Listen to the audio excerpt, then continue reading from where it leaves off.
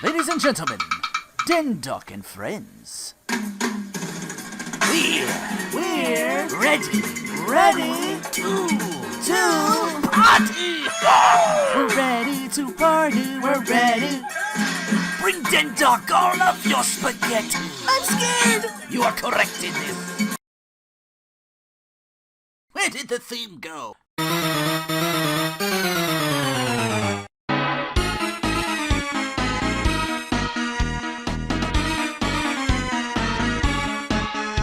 Why the Arrow the Acrobat theme song, in case you want to know what that was?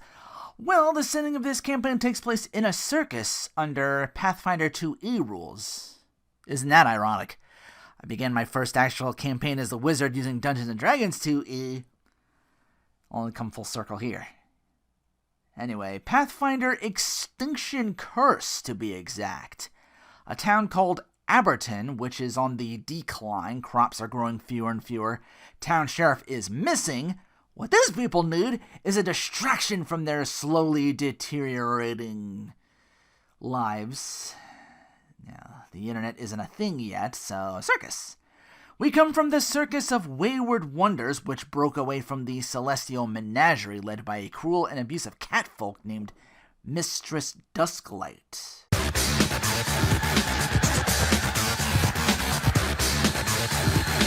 Appealing as medieval Adam might be, this game offers a myriad of classes and creatures that be an advanced player's guide.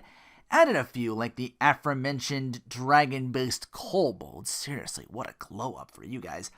Isoki, or Ratfolk, and Tengu.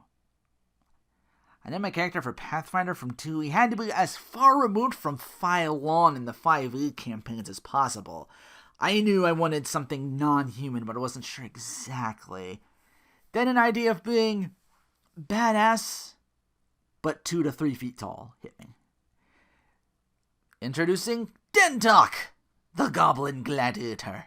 I had my Shaw Brothers moment. This character is going to lean slightly more into the not so politically correct, more Tromaville or Psycho Gorman kind of way.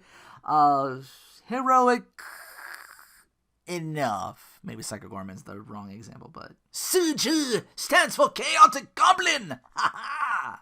Also a little bit of Trinity Souls of Zil Ol, criminally underrated PS3 hack and slash. That game starred a guy who fought as a gladiator, but also of his own volition. Den Duck cannot be contained!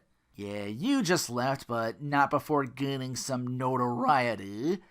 Goblin Gladiator as a swashbuckler.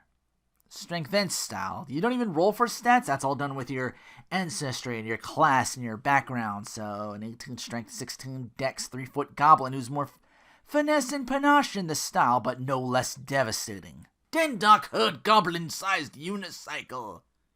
Den Duck has not killed while upon unicycle. Much laughter will ensue, mostly from Den Duck as victims lie bested. And that's how Den Duck got into the Circus of Wayward Wonders, already an attraction in his own rights.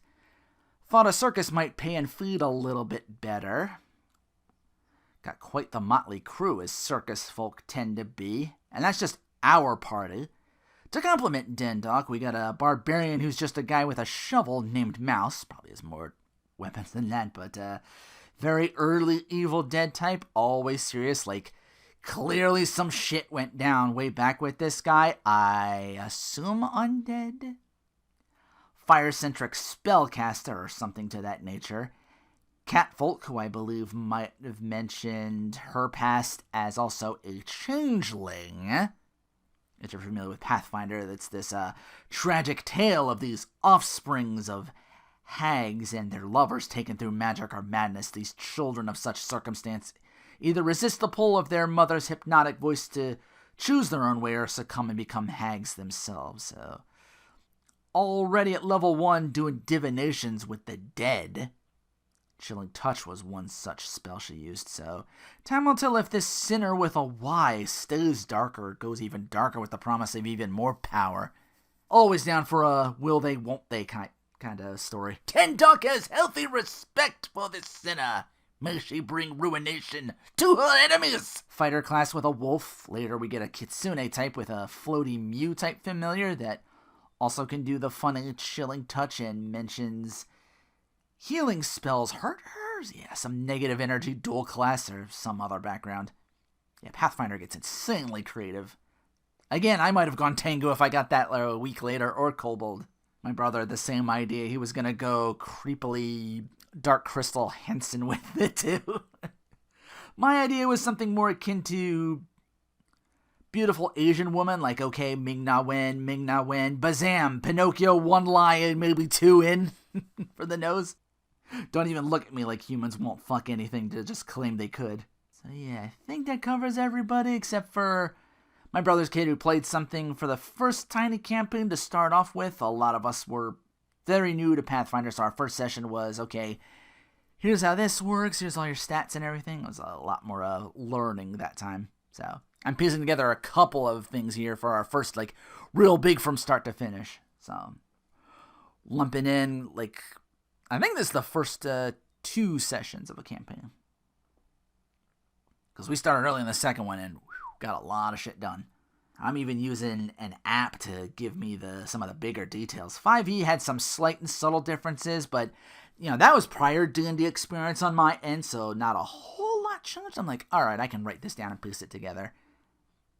Pathfinder's a little vaster in difference, but I like this style too, and I'm all for cast of crazy shit going down. I figured circus would only help with that. But after campaign 1 ended, Brother's Kid makes another character in Clown Lumbo, or Clown Numbo. Columbo, but a clown. I don't know if he's seen the show, but the memes are there. Investigator was one of the job classes / backgrounds in Pathfinder. I assume clown lore is involved in as well. But yeah, he's just this investigator to the beginning of the first campaign that we're about to set up and perform for the day. Doing some clue searching because our first real task to put on the show as we find our ringmaster cold and lifeless on the floor. Dead. And we're semi to fully crowd capacity of the circus. Show's gotta go on. These people came from their dreary cropolescent lives to go away empty-handed, and we got to get paid. So the party of us who just arrived, Dendok's extra squishy goblin self wants to participate with these dwarves who are these human cannoners, tumblers, jugglers, the Flamboni brothers, I believe. While setting that up, Mouse and Flame Mage dealt with some hecklers that were causing kind of a scene by openly taking bets on which these performers are going to eat shit tonight. Yeah, real scumbag behavior. Taking death bets, not on Mouse's watch. I can safely say the first time the character and not the DM was like, initiative. Like, oh really? Yeah, if you thought the 5e party I talked about were rowdy bunch, Dendok and friends ask you to hold their beer. Dendok has not for booze. Yeah, turns out Dendok's a teetotaler. Dendok loves violence, mutton, and sloop. In that precise order. Yeah, more of a character, this one. Third person, I always gotta be T-posing to assert dominance, kind of like a peacock showing its feathers. Anyway, Den and the Flambonis perform beautifully, whizzing through the air and trapezes to safely land after a very chilling tarot reading or something akin to that from Sinner and an audience volunteer. I think she more or less reached into his dome piece and told him when he and his last days were coming. Really, like, a little too good in the reading. It was like, whew. Like, equal parts impressed and terrified. Dendok took extra squishy for goblin background. He would have made it without the net. Alright, I know Pathfinder 2e gives a little more HP than usual. Seriously, level 2 Mouse at like 40 max. Holy shit. Anyway, Mouse and Flame Mage deal with the ones taking bets with fire, no less. Part of the show. Plus someone new to playing the game. It's like, explain it away. Dendok gets to keep his cannon helmet post-performance and takes things outside with some drunkards. The Muppet guys, Walford and Statley, or was it Waldler? I can't remember the names off the top of my head, but either way, not the time to pull out the rapier on these guys. We just want them out of here. We don't want their lives, so cartwheel to panache, and then their grapefruits get a head full of helmeted Dendok. Yes, we're not the first nor the last. Yeah, I don't think you lose points fighting dirty as a gladiator, so to speak. So yeah, flashy violence. Easily dealt with. Mouse and Fighter later see some snakes under some of the bleachers and try to get them to safety before they start a panic. All the while, Ringmaster's body has not been moved or disturbed in any way, just a tarp over him. Finale with the Flame Mage doing tricks while another big diva star, she does her escape trick. She's had her usual finale spot bumped up a bit due to concerns that we discovered tampering with the usual next act in the trapeze artists. Their nets got chewed up by rodents of some kind, so we're not going to risk their safety. Ma'am, we got to bump you up, blah, blah, blah. It's like, oh, blah, blah, yeah. We convince her, got to close the show a little quicker than we planned as a result. Had some trouble with the audience and the snakes. Clown Umbo and more investigation are soon. The Ringmaster's legs have badly swollen up by what looks like snake bites, as he's discovering. Everybody done with the show, gotta turn in and start setting down for the night. 2 performers leave for firewood. We hear a scream a little after that, so while they run past, we get info on where they screamed, so we go there. Our first real fight that doesn't end with just having the rowdy audience members run off are a pair of vipers, one small, one not so small. And they attack first.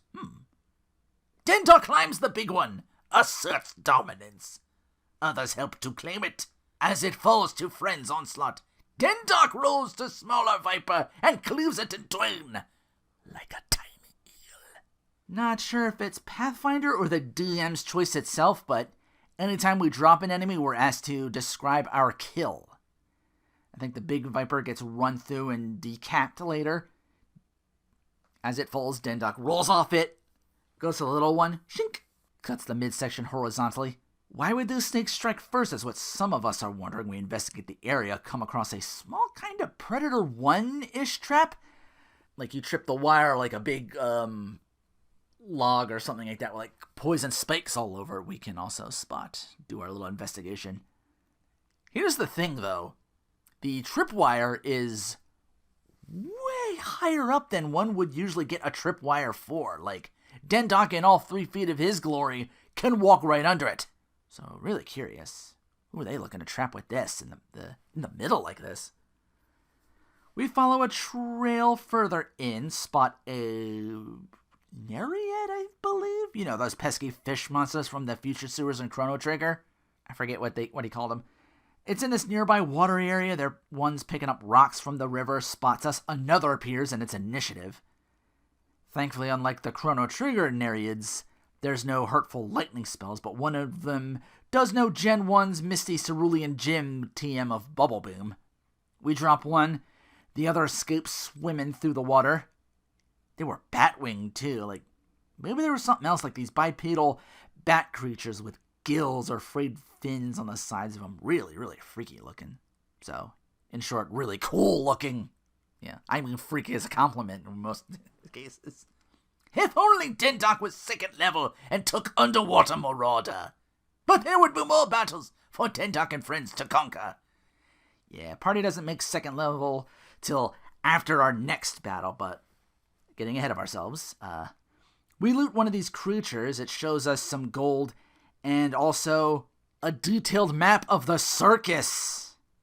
Like, this was a planned hit by the looks of it. So with this revelation, we haul back to the main tent and on our way start to hear music and celebration. Like, oh, that's weird. I thought they were making down for the night. Like, it's late. Why would they be up and about dancing after the performance? Plus with the ringmaster gone too. I'm like, wait, what the hell is this? Like, this is unnatural. And we see how unnatural it is, because once we're back inside, we see our entire circus folk dancing. Clearly against their will, like pained faces abroad from the crew as we make our way past over to the source. 2 pixie types with the Pied Piper act. They're all, "Oh, these people looked unhappy, so we're here to lift spirits." Fighter with the intimidation convinces them to put a stop to this, and they're like, Oh, we didn't know. We're sorry. It turns out they were just fans of our show and did not want the party to stop, so they say. Like, they didn't come at us as, like, adversaries or ready to fight us. They were indeed fans. They claim to have witnessed Dendok defy death with the Flamboni brothers in the cannon. Much praise for Dendok. Yeah, I think a swashbuckler, you can perform instead of intimidate to coerce people. Rule through inspiration, not fear. Until it's time to rule through fear. Dendok says be nice. Until it is time not to be nice. Yeah, these two aren't enemies at all, we find out. Our enemy comes from the sudden appearance of a rat folk or rat shaman type. Yeah, first Chrono Trigger, now Shadowrun. Complete with a cloud horde type of many rats and one ROUS. You've seen Princess Bride. She says something along, I'm paraphrasing here, like, "I had hoped to kill some more of you while the strong ones were away. But this will do. More of your corpses will bring bigger fear throughout. You will pay for encroaching on nature's bounty," so on and so forth. Basically a Scooby-Doo Villeneuve, the weak chasing people away, but, less G-rated about it. We do our best to team up on the horde of rats. Mouse squares off against the main baddie, dodging a few shocking grasp attempts. Still gets worked over to the aforementioned Dying 1. It's like the death saving throws mostly. Reach Dying 4, dead. Dying 1 is usually down 0 or lower, unconscious.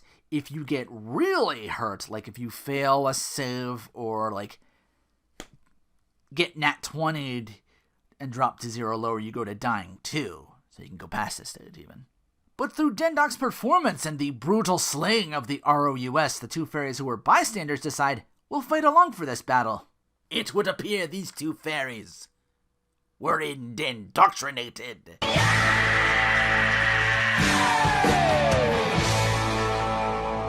They help with the horde, so the rest of us just dogpile the rat shaman or rat druid. The latter seems more akin to the nature's vengeance types, Either or. Slay her, and Dendok gets to describe this kill. Dendok made vengeance stew of ratted snakes. But not for Dendok. Roll credits!